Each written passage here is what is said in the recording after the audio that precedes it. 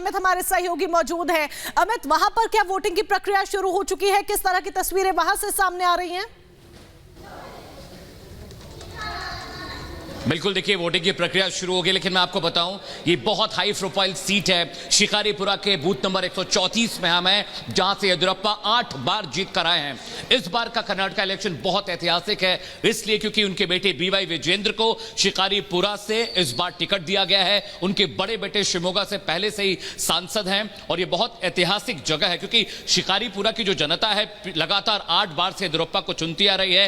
पूर्व मुख्यमंत्री हैं और साथ ही साथ बताएं येदियुरप्पा अकेले ऐसे शख्स हैं जो लॉन्गेस्ट सर्विंग मुख्यमंत्री कहे जाते हैं कर्नाटका के। जरा तस्वीरें आपको दिखाते हैं। 7 बजे से पहले ही लोग यहां पर पहुंच गए थे और वोटिंग की प्रक्रिया शुरू हो चुकी है। शाम 5 बजे तक वोट डाले जाएंगे और यहां पर जो तस्वीर है वो बताती है कि यहां का जो मतदाता है, यहां का जो वोटर है, सजग है, सक्रिय है। यानी पहले मतदान और उसके बाद जलपान की जो प्रक्रिया की बात हम करते हैं चुनावों के दौरान। और यहां पर कुछ फर्स्ट टाइम वोटर्स भी हैं, जैसे यहां पर एक बच्ची खड़ी है। क्या नाम है आपका मैम? तनु। आप पहली बार वोट डालने आए? नो। क्या नाम है मैम आपका? वोट होगಬೇಕು ಇವಾಗ। देखिए भाषा की थोड़ी सी दिक्कत यहाँ पर जरूर है। आप हिंदी बात कर सकते हैं? कोई हिंदी बात कर सकते हैं? थोड़ा भाषा की दिक्कत यहाँ पर जरूर है। आप हिंदी बात कर सकते हैं? थोड़ा आता है। अच्छा सर, आप वोट करने के लिए पहुंचे, कहाँ से आ रहे हैं? हम यहाँ शिकारपुर। अच्छा, जब वोट करने जा रहे हैं दिमाग में क्या चल रहा है? कैसी सरकार चाहिए आपको? बीजेपी अलावा कुछ और सरकार चाहिए हमको। ठीक है, तो देखिए अलग अलग मिक्स रिएक्शंस आ रहे हैं। यहाँ पर कुछ युवा वोटर्स भी पहुंचे हुए हैं, यहाँ पर कुछ बुजुर्ग लोग भी पहुंचे हुए हैं और वोटिंग की प्रक्रिया शुरू हो चुकी है। सिक्योरिटी यहाँ पे बीफ्ड अप कर दी गई है। कुछ ही वक्त में येदियुरप्पा, उनके बेटे बीवाई विजेंद्र, बड़े बेटे राघवेंद्र उनके परिवार के बाकी सदस्य यहाँ पर वोटिंग के लिए पहुंचेंगे। कुल 6 अहम वोट येदियुरप्पा परिवार से हैं। लेकिन शिवमोगा की जो सियासत है, जो लेगेसी है, बहुत अहम है, क्योंकि सबसे जो बड़े कद के नेता हैं येदियुरप्पा, यहाँ से हमेशा चुनाव लड़ते रहे हैं। शिकारीपुरा से 8 बार वो जीत कर आए, लेकिन इस बार वो चुनाव नहीं लड़ रहे हैं और उनकी जगह उनके बेटे बीवाई विजेंद्र को टिकट मिला है विधायकी का चुनाव लड़ने के लिए। सुबह से ही 6:45 बजे से लोग यहां पर आने शुरू हो गए थे और अभी वोटिंग की प्रक्रिया शुरू हो चुकी है।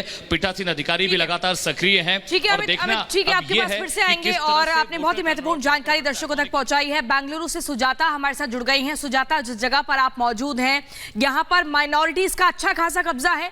ऐसे में क्या कुछ तस्वीर आप दर्शकों तक पहुंचाएंगी? मतदाताओं का पहुंचना शुरू हो चुका है क्या? और किसी भी तरह से माहौल ना बिगड़े, इसके लिए क्या पुख्ता इंतजाम किए गए हैं? प्रियंका और मोनिका, मैं आपको बता दूं कि इस वक्त मैं साउथ बेंगलुरु में मौजूद हूं और बेंगलोर की अगर हम तमाम सीटों की बात करें तो कुल 28 सीटें यहां पर हैं और साउथ बेंगलुरु में ब्राह्मण समुदाय का प्रभाव बहुत ज्यादा माना जाता है। तेजस्वी सूर्या यहां से सांसद हैं बीजेपी के और जैसा कि अमित ने कहा, येदियुरप्पा का उन्होंने बार बार नाम लिया, तो येदियुरप्पा को रिटायर होने के बाद भी क्या जो जनता है प्रदेश की, क्या येदियुरप्पा के नाम पर वोट डालती है? इसी से तय होगा कि क्या बीजेपी की सत्ता में वापसी होगी या नहीं होगी। लेकिन सबसे महत्वपूर्ण यह है कि कर्नाटक की जनता को इस बात का ख्याल रखना होगा कि जो भी हो, कोई भी पार्टी जीते, कम से कम हंग असेंबली नहीं होनी चाहिए, जो कि पिछले 5 चुनावों में 3 बार हुआ है। और सबसे ज्यादा कर्नाटक की जनता को इसी बात का ख्याल रखना चाहिए कि जो भी हो, सरकार एक किसी पार्टी को क्लियर मैंडेट मिलना चाहिए, ताकि जिस तरह की गफलत हमने देखी है 2018 की हम बात करें, किस तरह से किसी पार्टी को बहुमत नहीं मिला। पहले बीजेपी ने सरकार बनाई, येदियुरप्पा बहुमत साबित नहीं कर पाए, फिर जेडीएस और कांग्रेस ने मिलकर सरकार बनाई, फिर जेडीएस और कांग्रेस में टूट हुई,